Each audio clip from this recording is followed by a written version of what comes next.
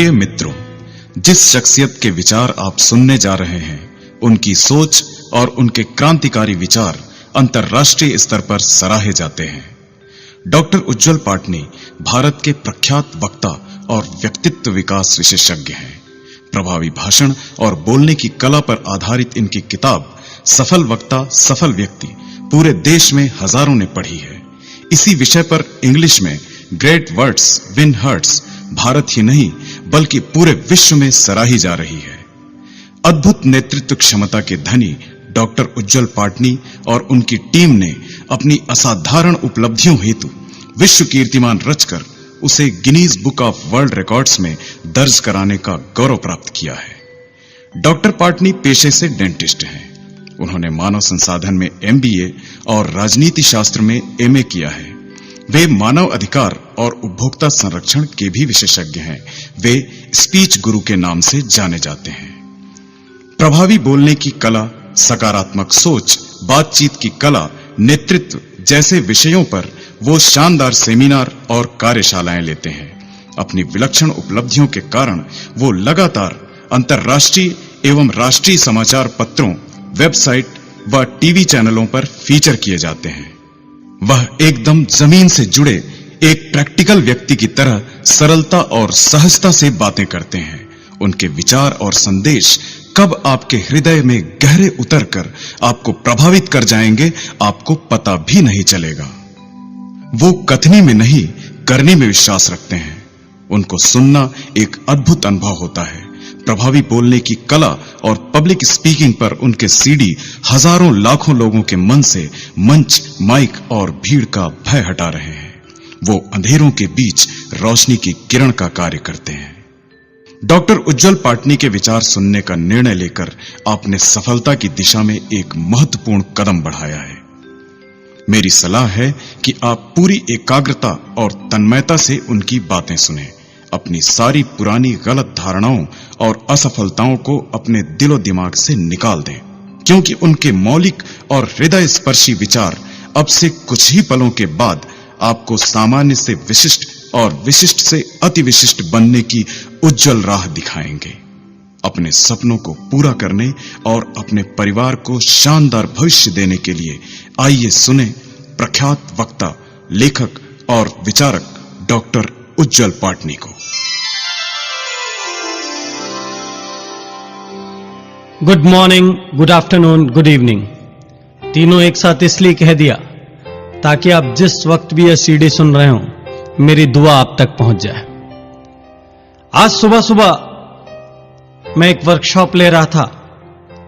अचानक ही एक पार्टिसिपेंट ने मुझसे बड़ी गंभीरता से पूछा, डॉक्टर साहब, क्या आपको वाकई लगता है कि आपकी सीडी से या सेल्फ हेल्प की पुस्तकों से, पर्सनालिटी डेवलपमेंट की किताबों से किसी को कुछ फायदा होता होगा, या फिर यह सब कोरी बकवास है?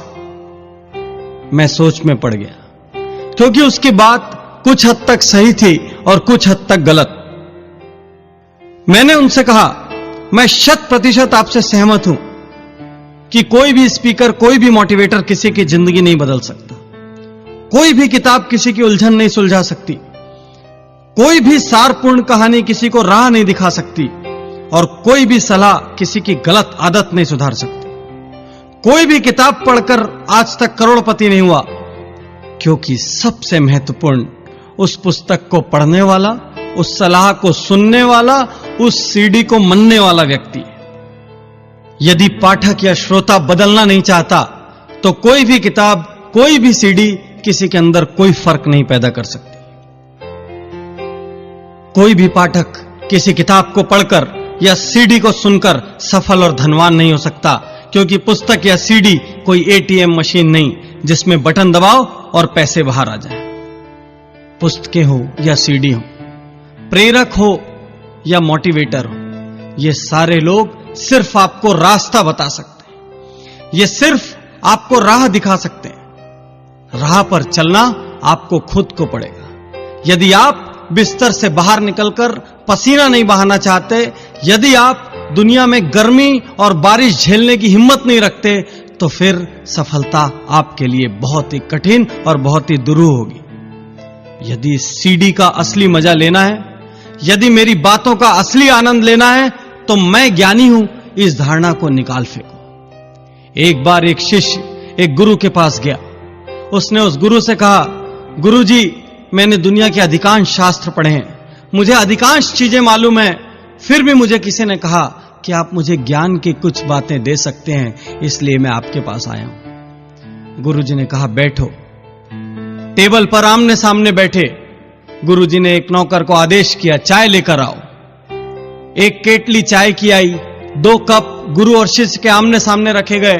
गुरु ने केटली से अपने कप में चाय डाली, उसके बाद उन्होंने शिष्य के कप में चाय डालना शुरू किया। कप आधा भर गया, कप पौना भर गया, कप पूरा भर गया और चाय बाहर गिरने लगी। शिष्य ने कहा, गुरुजी, ये क्या कर रहे हैं? कप भर चुका है और चाय बाहर निकली जा रही है।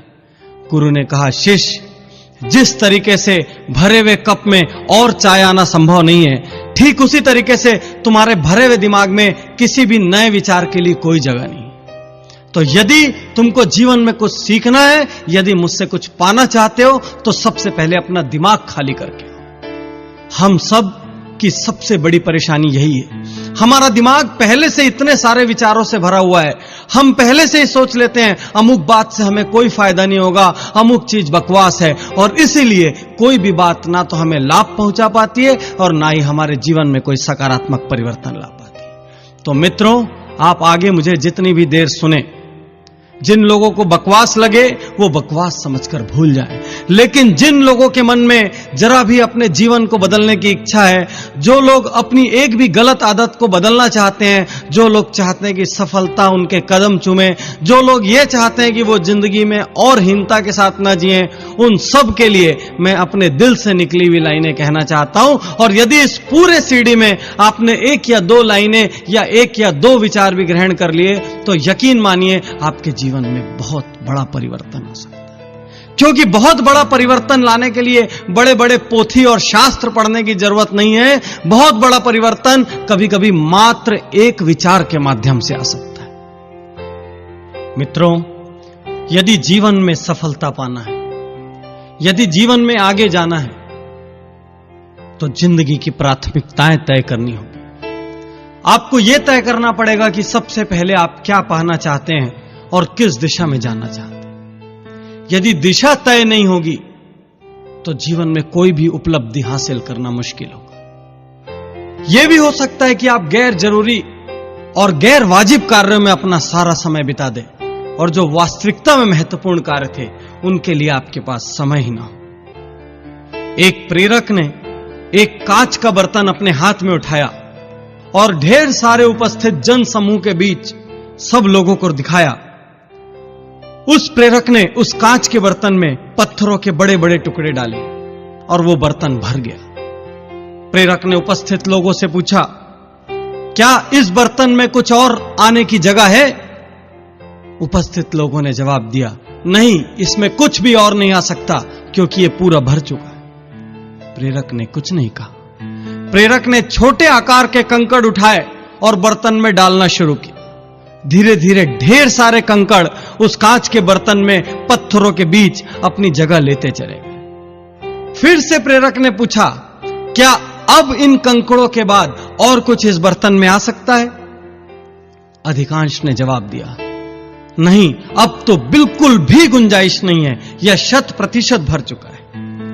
प्रेरक ने फिर से उस कांच के बर्तन को उठाया और उसमें रेत डालने लगा। थोड़ा बर्तन को हिलाया तो ढेर सारी रेत उन बड़े पत्थरों और छोटे पत्थरों के बीच की खाली जगह में भर गई। सारे उपस्थित लोगों के चेहरे उतर चुके थे, वो सब निरुत्तर थे।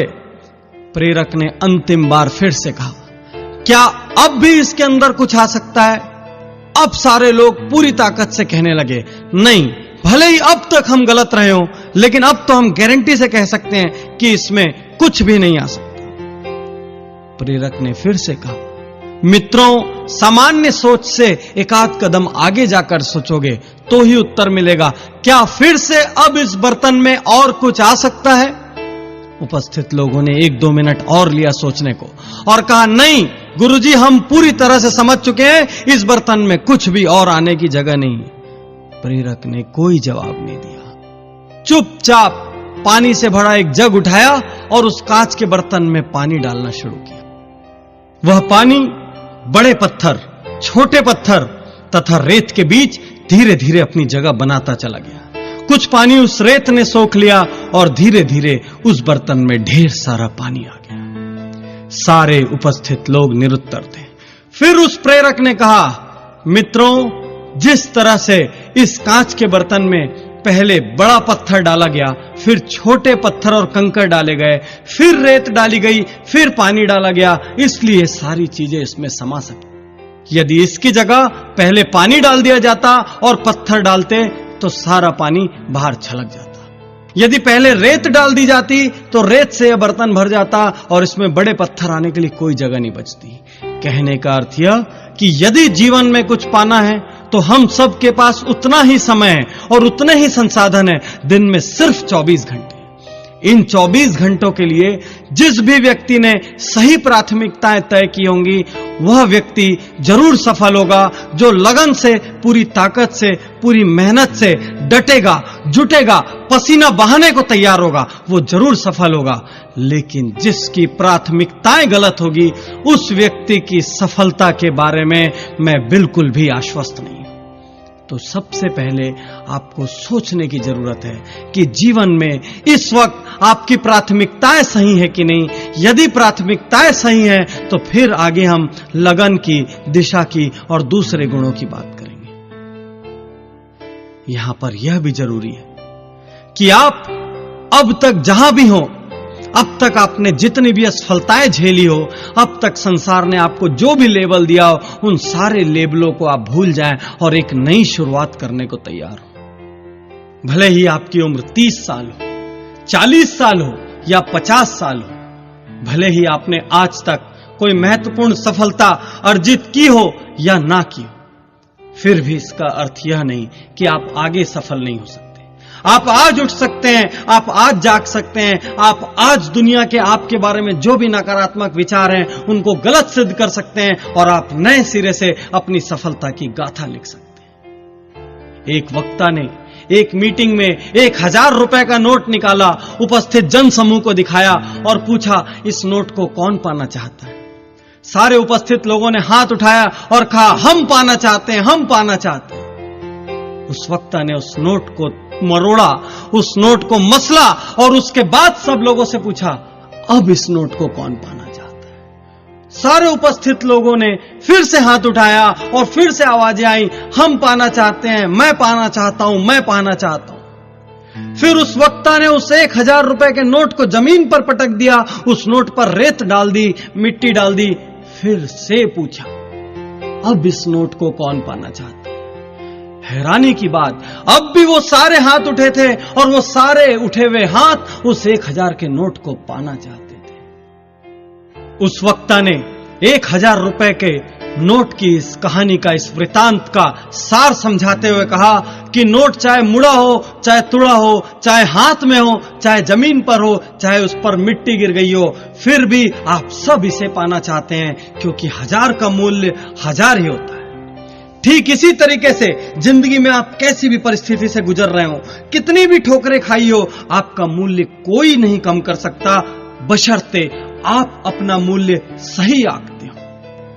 तो सबसे बड़ा प्रश्न इस वक्त यह है, क्या आप अपना मूल्य सही आंकते हैं?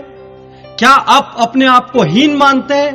क्या आप अपने आप को दूसरों से कमतर मानते हैं? यदि आप सम्मान के साथ जीना चाहते हैं तो अपने अतीत से खुद को मुक्त कीजिए, अपने बारे में एक श्रेष्ठ राय बनाइए और पूरी ताकत से नई जिंदगी शुरू कीजिए। हर प्रकार के बहाने छोड़ दीजिए, हर प्रकार की नकारात्मक राय भूल जाइए और आज और अभी इस सीडी को सुनने के साथ साथ यह संकल्प लीजिए कि जो कुछ भी मैं कर सकता हूं पूरी ताकत और जुनून से करूंगा, चाहे कैसी भी परिस्थिति हो। और फिर आपको चिंता करने की कोई आवश्यकता नहीं, क्योंकि परिणाम हमेशा आपकी उम्मीद से बेहतर होंगे और फिर परिस्थितियां खुद झुककर आपको सलाम करेगी, क्योंकि दोस्तों, चढ़ते सूरज की आराधना सारा संसार करता है। सफलता के रास्ते पर चलने के लिए आपको अपने दैनिक जीवन में झांकना होगा। आप कितने बहाने बनाते हैं, आप कैसी भाषा का प्रयोग करते हैं। मैं हमेशा अपने वर्कशॉप्स और सेमिनार्स में पार्टिसिपेंट से कहता हूं, चाहे मैं देश के किसी भी कोने में क्यों ना हूं, कुछ वाक्यों को तलाक देना होगा। अपनी दैनिक जीवन में दैनिक भाषा पर गौर करिए। जिन वाक्यों की मैं बात करने जा रहा हूं, यदि इन वाक्यों का आप उपयोग करते हैं, यदि ये वाक्य आपकी बोली का हिस्सा है, यदि ये कार्य आपकी आदतों का हिस्सा है, तो आपको इनको तलाक देना होगा। तभी आप दुगनी स्पीड से मंजिल की ओर, सफलता की ओर बढ़ पाएंगे। सबसे पहला वाक्य, लोग क्या कहेंगे। अधिकांश लोग दुनिया में दूसरों के डर से नई चुनौतियां हाथ में नहीं लेते, आगे बढ़कर पहल नहीं करते। उनके मन में सिर्फ एक भय होता है, यदि असफल हो गए तो लोग क्या कहेंगे। प्रभावी बोलने की कला और इफेक्टिव पब्लिक स्पीकिंग पे पूरे भारत में मैं अलग अलग कोनों में वर्कशॉप और लेक्चर्स लेता हूं, और जब भी मैं लोगों से पूछता हूं कि माइक पर आज तक नहीं बोल पाए तो इसका सबसे बड़ा कारण क्या था, तो वो सारे लोग ये कहते हैं कि सबसे बड़ा कारण फेल होने का भय था। तो मैंने पूछा, फेल होने का भय क्या, इसका क्या मतलब। तो वो बोलते थे कि सर, हमें लगता था यदि फेल हो जाएंगे तो जो लोग सुन रहे हैं वो क्या कहेंगे, हमारे बारे में क्या इमेज क्रिएट होगी, क्या इंप्रेशन बनेगा, और इस भय से वो लोग आजीवन माइक के सामने या तो बोल नहीं पाए, और या जब भी बोले तो उनकी परफॉर्मेंस खराब हो। मित्रों, सबसे पहले इस लोग क्या कहेंगे इस वाक्य को तलाक दे दीजिए। लोग नया हेयर कट कराने में, स्वयं को नया लुक देने में, यहां तक कि पसंदीदा कपड़ा पहनने से भी डरते हैं। कभी कभी तो यह भी होता है कि कोई शर्ट आपने बहुत पसंद से, बहुत चाव से खरीदी, जो ही आप घर पहुंचे आपके एक मित्र ने कहा, यह कैसी शर्ट ले ली। फिर अगले दिन जब आप पहन के निकले तो परिवार के किसी दूसरे व्यक्ति ने कहा, यह शर्ट बिल्कुल नहीं जच रही है। थोड़ा आगे बढ़े, किसी तीसरे व्यक्ति ने कहा, यार डिजाइन पुराना है। तो आप अपनी इतनी चाव से, पसंद से ली गई शर्ट को अलमारी के अंदर किसी कोने में रख देंगे और आजीवन उसे आप नहीं छुएंगे। मैं पूछना चाहता हूं कि आप दुनिया के लिए पैदा हुए हैं या खुद के लिए। हर बात में नुक्स निकालना, राय देना और व्यंग करना समाज के बहुत बड़े वर्ग का निशुल्क रोजगार है। आप चाहे अच्छा काम करने निकलिए, चाहे बुरा काम करने निकलिए, कुछ लोग आपके आसपास बैठे हैं जो एक व्यंग जरूर करेंगे या 2-4 लाइन कहकर आपकी राह में जरूर बाधा बनेंगे। यदि आप इनकी सोचेंगे तो मुझसे स्टैम्प पेपर पर लिखा कर ले लीजिए कि आप आजीवन कुछ नहीं कर पाएंगे। ये लोग पलटते भी बहुत जल्दी हैं, गिरगिट होते हैं। जो लोग कल आपको असफल और विफल कह रहे थे, जो लोग कल आपकी काबिलियत और क्षमता पर प्रश्न चिन्ह लगा रहे थे, आप जरा सफल होकर देखिए, अगली ही सुबह उनकी पूरी भाषा बदल जाएगी और वो ये कहना शुरू कर देंगे, अरे मैं तो पहले से ही जानता था, ये एक ना एक दिन कुछ ना कुछ जरूर करेगा। ऐसे लोगों की वजह से यदि आप अपने सपनों को मार रहे हैं, ऐसे लोगों की वजह से यदि आप अपने लक्ष्यों को छोड़ रहे हैं, तो आप अपनी किस्मत के साथ, अपने आप के साथ बहुत बड़ा अन्याय कर रहे हैं। जो भी काम कर रहे हैं पूरी ताकत से कीजिए। ऐसे सारे लोगों को भूल जाइए। आपने एक पुरानी कहावत सुनी होगी कि हाथी चले बेजार और कुत्ते भौंके हजार। तो हाथी की तरफ बेजार होकर अपने लक्ष्य की ओर चलते जाइए, लोगों को अपना काम करने दीजिए। बीते दिनों में झांक कर देखोगे दोस्तों, तो कई ऐसे कार्य होंगे जिन्हें आप कर सकते थे, और यदि आप उन्हें करते तो सफलता की नई ऊंचाइयों पर होते। लेकिन कुछ लोगों के कहने के कारण आप घबरा गए, आप हिचक गए, आप ठिठक गए, आपने वो काम नहीं किया। अब ऐसा मौका मत आने दीजिए। ये लोग जो आपकी राह में बाधा बनते हैं, ये भले ही आपके आसपास के लोग हों, आपके परिवार के लोग हों, इनसे आप दूरी बना लीजिए। यदि कोई बाहर का व्यक्ति है जो लगातार आपके काम में टोका टोकी करता है, लगातार एक नकारात्मक वायरस की तरह व्यवहार करता है, तो उसका साथ छोड़ दीजिए। कुछ लोगों के मुंह से मैं यह लाइन भी सुनता हूं, मुझसे यह नहीं होगा, हम ये कैसे कर पाएंगे, हम में तो इतनी काबिलियत ही नहीं है। कुछ लोग स्वयं के ऊपर बिल्कुल भी विश्वास नहीं करते और अपने इसी अविश्वास की वजह से वे सदैव हीन भावना से ग्रस्त रहते हैं। इसी हीन भावना की वजह से वे सदैव जिम्मेदारियों से दूर भागते हैं और इसी जिम्मेदारी से दूर भागने की वजह से वो जिंदगी में कभी तरक्की नहीं कर पाते। इनके होठों पर आपको अधिकांशतः ये लाइनें मिलेगी, मुझसे यह नहीं होगा, मैं यह नहीं कर पाऊंगा। ये लाइनें धीरे धीरे इनकी आदत बन जाती है और व्यक्ति जाने अनजाने दिन में बहुत बार ये लाइनें उपयोग में लाने लगता है। धीरे धीरे इन लाइनों को उपयोग में लाने से यह संदेश और चेतन मस्तिष्क तक चले जाता है और उस व्यक्ति की कार्य क्षमता कम होने लगती है। वह व्यक्ति जब कार्य करता है तो असफल होने लग जाता है और यह असफलता जाने अनजाने पुनः उस विश्वास को दृढ़ करती है कि मुझसे यह नहीं होगा। मित्रों, यह एक आत्मघाती वाक्य है और यह धीरे धीरे आपकी छवि को आपके स्वयं के सामने, परिवार के सामने और समाज के सामने नकारात्मक बना देगा। आप स्वयं को अंदर से कमजोर महसूस करने लगेंगे और आपका पतन 100% निश्चित हो जाएगा। इसलिए आज से इस कमजोर लाइन को तलाक दे दीजिए और एक नया वाक्य उपयोग में लाइए, यदि इस दुनिया में कोई और कर सकता है तो मैं भी कर सकता हूं। बहुत सारे लोगों के मुंह से मैं यह लाइन भी सुनता हूं, आज मूड नहीं है, अभी मूड नहीं है। हमारे बड़े बूढ़ों ने अपने जमाने में यह लाइन कभी नहीं सुनी होगी, लेकिन आज की जनरेशन में आप नर्सरी के बच्चों के मुंह से भी सुन लेंगे। मुझे समझ में नहीं आता ये मूड क्या बला है और ये शब्द हमारी भाषा में आखिर घुसा कैसे।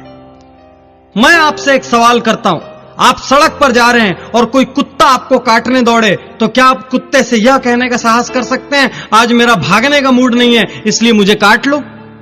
आपको तैरना नहीं आता, आप पानी में डूब रहे हैं तो क्या आप यह कहने का साहस कर सकते हैं कि आज बचाओ बचाओ चिल्लाने का मूड नहीं है इसलिए मैं डूबना चाहता हूं? आपको भयंकर प्यास लगी हो और सामने पानी आए तो क्या आप कहेंगे कि छोड़ो आज पानी पीने का मूड नहीं है? जब ऐसी जगहों पर मूड याद नहीं आता तो अपना भविष्य संवारने के लिए किए जाने वाले जरूरी कामों में यह मूड शब्द कहां से आता है, मुझे समझ में नहीं आता। मित्रों, जो काम जरूरी है वह जरूरी है, उसके लिए मूड कैसा? काम शुरू कर दो, मूड अपने आप बन जाएगा। आज से लगभग 2-3 साल पहले मैं भी पुस्तक लिखने के लिए मूड की तलाश करता था। इसी वजह से हर बुक में बहुत ज्यादा वक्त लगता था। धीरे धीरे मुझे समझ में आया कि यह सिर्फ मेरा ड्रामा है, नखरा है। धीरे धीरे मैंने जब भी पुस्तक लिखने की सोची तुरंत कलम उठाया और लिखना शुरू कर दिया। यदि मन के किसी कोने में ऐसा भी लगा कि आज मूड नहीं है या छोड़ो कल लिख लूंगा, तो उस वाक्य को तुरंत मैंने दिमाग से झटक दिया। धीरे धीरे एक ऐसी स्थिति आ गई कि अब जब भी मैं पेन लेकर बैठता हूं तो अपने आप विचार मेरे दिमाग में आने लग जाते हैं। अब मुझे ना तो मूड की कोई दरकार बची है, ना ही ऐसा कोई ड्रामा करने की इच्छा बची। कुछ लोगों के मुंह से, या कह लो कि बहुत सारे लोगों के मुंह से हम यह लाइनें भी सुनते हैं, हमारा तो भाग्य खराब है, हमारा लक ठीक नहीं है। अरे भाग्य नाम की कोई चीज इस दुनिया में है या नहीं, इस सदियों पुराने विवाद में मैं नहीं पड़ना चाहता, लेकिन मैं इतना जरूर जानता हूं कि इस दुनिया में बहुत कम लोग ऐसे हैं जो पूरी मेहनत, पूरी ईमानदारी, पूरी ताकत, पूरी बुद्धि से सही दिशा में काम कर रहे हैं और फिर भी उन्हें सफलता नहीं मिल रही। अधिकांश लोग जो असफल हैं वो ऐसे लोग हैं जो कहीं ना कहीं बहानेबाजी बना रहे हैं, जो कहीं ना कहीं पूरी लगन से अपना काम नहीं कर रहे हैं, या फिर जिनकी दिशा गलत है। मित्रों, यदि आप सही दिशा में मेहनत कर रहे हो तो हो सकता है कि आपको ऊंचाई उतनी ना मिले, लेकिन एक बात तय है कि आप असफल तो बिल्कुल नहीं होंगे।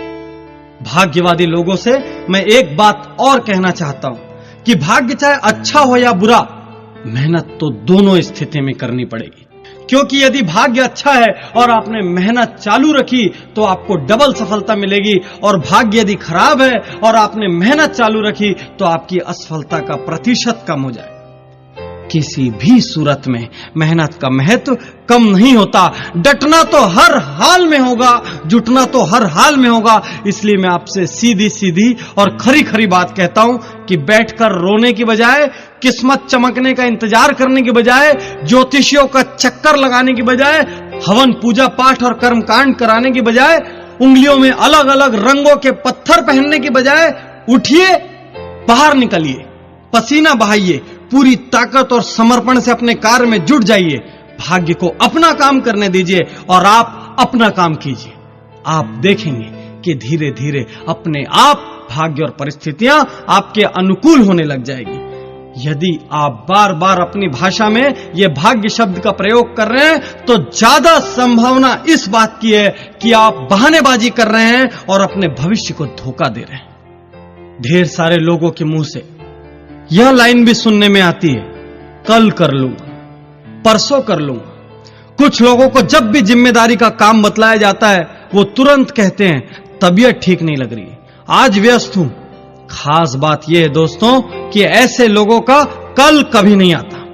ऐसे लोगों को काम सौंपने के पहले ही हमारे मन में शंका पैदा हो जाती है कि यह काम होगा कि नहीं। ऐसा नहीं है कि ये काम करने में असमर्थ होते हैं या अयोग्य होते हैं, लेकिन उनमें एक अजीब सा ढीलापन होता है। ऐसे लोग बिस्तर पर लेटकर टीवी देखते हुए, मोबाइल पर बात करते हुए या गेम खेलते हुए सारा दिन निकाल देंगे, लेकिन जब आप उनसे कार्य की प्रगति के बारे में पूछेंगे तो वे कहेंगे कि आज नहीं हो पाया। क्यों नहीं हो पाया, क्यों नहीं कर पाए, इसके बारे में कोई ठोस जवाब नहीं, लेकिन उनके चेहरे पर आपको कोई पश्चाताप का भाव ही नहीं मिलेगा, क्योंकि वो बहाने भी बहुत स्मार्टली बनाते हैं। हैरानी और अचरज की बात तो यह है कि ऐसे बिजी विदाउट वर्क लोगों की वजह से दुनिया भरी पड़ी है, और ये सारे योग्य लोग अपनी इन्हीं आदतों की वजह से, इसी भाषा की वजह से अयोग्य होते चले जा रहे हैं। कुछ लोग तो सिर्फ काम याद ना रख पाने के कारण रात दिन दूसरों की डांट सुनते हैं। यदि आपकी भी ऐसी आदतें हैं तो संभल जाइए। आज ही बैठिए, शांति से अपनी बोली और सोच पर गौर कीजिए। क्या आप भी इन 5 वाक्यों में से किसी का काफी प्रयोग करते हैं? क्या इनमें से भी कुछ आदतों ने आपको जकड़ रखा है? यदि जकड़ रखा है तो तुरंत आज और अभी इन वाक्यों को छोड़ने का निर्णय लीजिए। इन आदतों को छोड़ने का निर्णय लीजिए और फिर से मत टालना कि अगले हफ्ते से छोड़ दूंगा या 1 महीने में छोड़ दूंगा, क्योंकि मित्रों, किसी भी शुभ कार्य के लिए कोई मुहूर्त खराब नहीं होता, और हर वो दिन शुभ होता है जब इंसान कुछ अच्छा करने की ठान ले और अच्छा करने के लिए निकल पड़े। जब मैं सीडी को रिकॉर्ड कर रहा था, उस वक्त मेरी टीम के एक एसोसिएट मेरे साथ बैठे थे। उन्होंने मुझसे एक लाइन कही कि सर, जिस तरह से कंप्यूटर में एंटी वायरस सीडी होता है, उसी तरीके से आप इसको एंटी बहाना सीडी का नाम दे दो, क्योंकि आपने इस पूरी सीडी में बहाना बनाने वालों पर जमकर प्रहार किया। मैं ये बात दिल से कहता हूं कि व्यक्तित्व की यदि कोई सबसे बड़ी बीमारी है तो वो बहानाइटिस है, एक्सक्यूजाइटिस है, और इसी बीमारी के कारण बहुत से काबिल लोग अपनी योग्यताओं के साथ अन्याय कर रहे हैं। मेरे अनुसार जब भी कोई इंसान बहाना बनाता है तो उसे खुद पे शर्मिंदगी महसूस करनी चाहिए, क्योंकि वो किसी और को नहीं वरन खुद को धोखा दे रहा है। अक्सर लोग बहानों से विफलताओं को ढक कर रखते हैं, मजबूत तर्क बनाकर पेश करते हैं, जिससे साबित हो सके कि दूसरों के मुकाबले उनके सामने ज्यादा मुश्किलें थी। यदि वाकई में आप सपनों को पाना चाहते हैं, मंजिलों को छूना चाहते हैं, अपनी सपनों की दुनिया को हकीकत में बदलना चाहते हैं, तो आपको ये बहाने छोड़ने होंगे। क्या आपको भी लगता है कि आपकी दुनिया दूसरे लोगों की दुनिया से ज्यादा कठिन है? तो मैं अगले 10-15 लोगों के उदाहरण आपके सामने देना जा रहा हूं, जिनके बाद आपको यकीन हो जाएगा कि आपके सारे बहाने खोखले हैं और उनमें कोई दम नहीं है। आपका शुद्धिकरण करने के लिए सबसे पहले आपके बहानों का अंतिम संस्कार करना जरूरी है, जो कि मैं करने जा रहा हूं। मैं ऐसे ऐसे नाम आपके सामने बताऊंगा जिनके सामने आपसे ज्यादा तकलीफें थी, जिनका जीवन आपसे ज्यादा कठिन था और जिनके सामने आपसे ज्यादा मुश्किलें थी, फिर भी उन्होंने सिर्फ एक अच्छा काम किया। कोई बहाना बनाने की बजाय डटे रहे, जुटे रहे, लड़ते रहे, पूरी ताकत से, पूरी योग्यता से, बिना कोई बहाना बनाए। और इसीलिए वो आज शिखर में, और इसीलिए वो इतने महत्वपूर्ण है कि इस वक्त मैं यहां इस सीडी में उनके नाम की चर्चा कर रहा हूं। कुछ लोग एक बहाना बनाते हैं कि हमें उचित शिक्षा लेने का अवसर नहीं मिला। मित्रों, उचित शिक्षा लेने का अवसर फोर्ड मोटर्स के मालिक हेनरी फोर्ड को भी नहीं मिला था, और रिलायंस इंडस्ट्रीज के चेयरमैन धीरू भाई अंबानी को भी नहीं मिला था। फिर भी इन लोगों ने अथाह और अपार सफलता अर्जित की। कुछ लोग कहते हैं, बचपन में ही मेरे पिता का देहांत हो गया था, उसके बाद मैं लगातार घर संभालने की जिम्मेदारी में डट गया। मित्रों, प्रख्यात संगीतकार AR रहमान के पिता का भी देहांत बचपन में हो गया था। मेरे स्वयं के पिता का देहांत भी बचपन में हो गया था।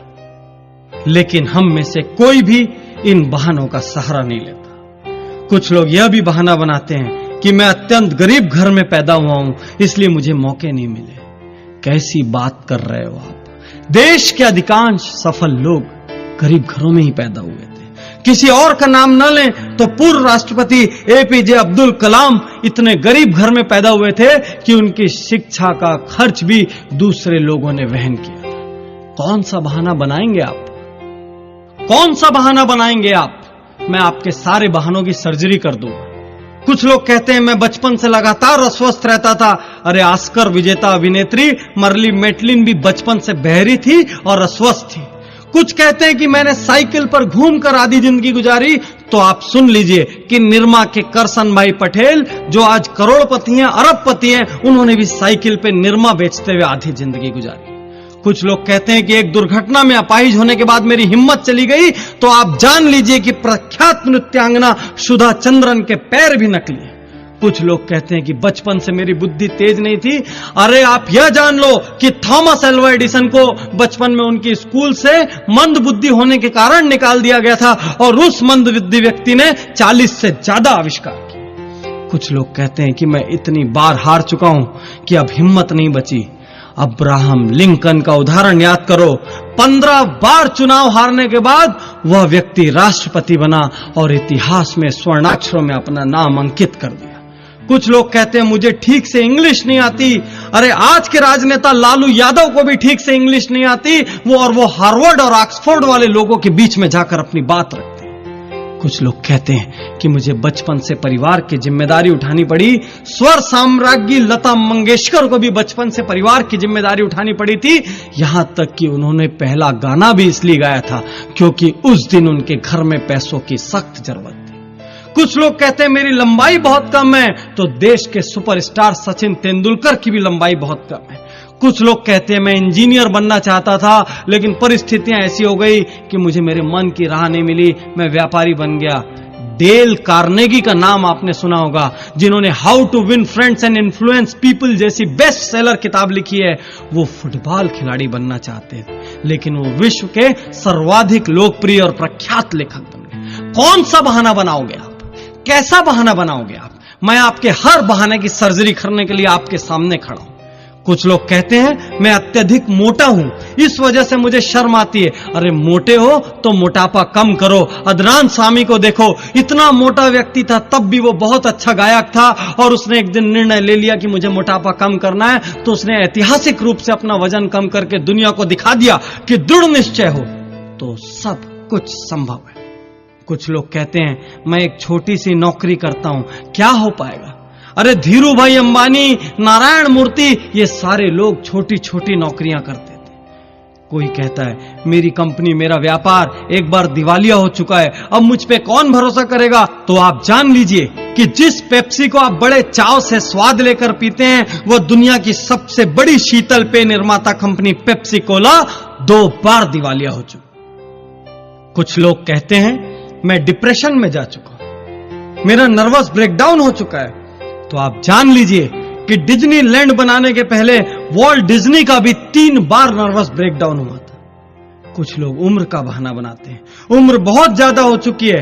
तो आप ये जान लीजिए कि विश्व प्रसिद्ध केंटकी फ्राइड चिकन के मालिक ने 60 साल की उम्र में पहला रेस्टोरेंट खोला था और उस दुनिया में उनके पास रेस्टोरेंट की श्रृंखला है।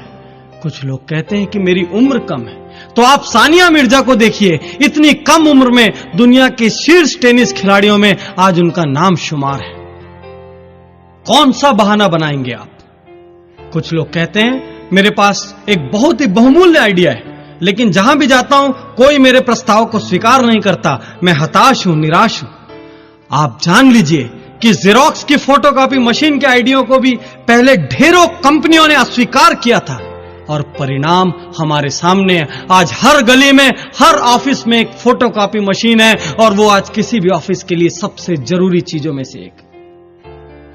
कुछ लोग कहते हैं कि मैं काम शुरू करना चाहता हूं लेकिन मेरे पास काम शुरू करने के लिए भी धन नहीं है। मित्रों, ये कोरा बहाना है क्योंकि इंफोसिस के पूर्व चेयरमैन नारायण मूर्ति के पास भी काम शुरू करने के लिए धन नहीं था। और यदि इस सीडी में समय की पाबंदी नहीं होती तो मैं आपको 10,000 नाम ऐसे बताता जिनके पास काम शुरू करने के लिए धन नहीं था और जो आज करोड़ों अरबों रुपयों के मालिक हैं। कुछ लोग कहते हैं कि उन्हें ढेर सारी बीमारियां हैं। कैसा बहाना बनाते हैं? अरे वर्जिन एयरलाइंस के प्रमुख मिस्टर रिचर्ड ब्रेंसन को आंखों की कमजोरी है डिस्लेक्सिक है। लेखक वेद प्रकाश मेहता की दोनों आंख नहीं है। राष्ट्रपति रूजवेल्ट के दोनों पैर काम नहीं करते थे। यहां तक कि स्वर्ण पदक विजेता विल्मा रुडोल्फ को पोलियो था।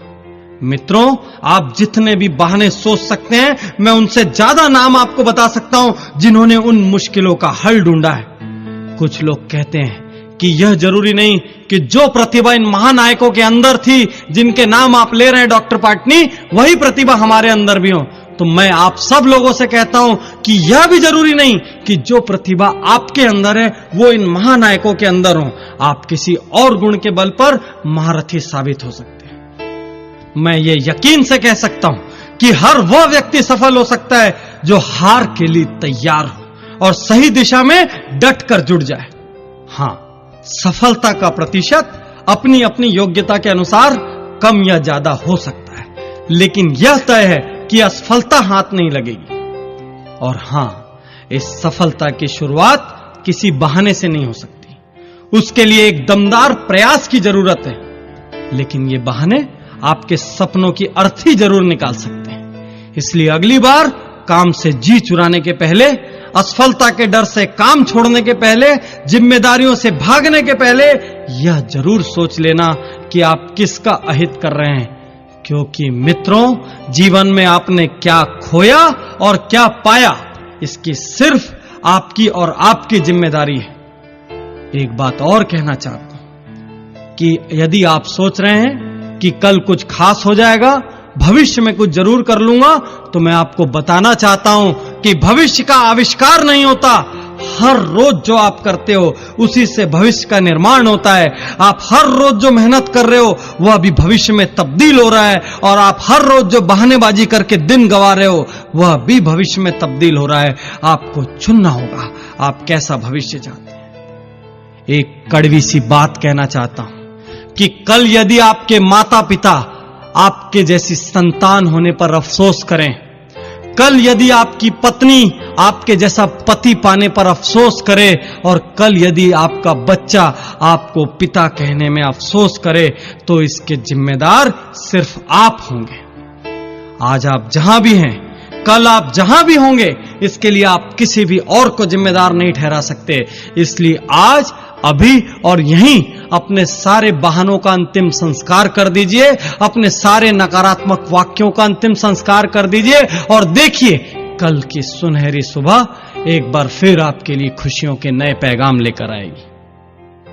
और अचानक ही आप देखेंगे कि भाग्य भी आपका साथ देने लगेगा। अचानक ही आप देखेंगे कि ऊपर वाले का आशीर्वाद भी आपको हर पल मिलने लगेगा। एक गांव में एक बार बहुत भारी बाढ़ आ जाती है। धीरे धीरे सारा गांव उस बाढ़ में डूबना शुरू हो जाता है। एक व्यक्ति का घर उस बाढ़ में डूबने लगता है, जो कि ईश्वरवादी था, ईश्वर में बहुत ज्यादा आस्था रखता था।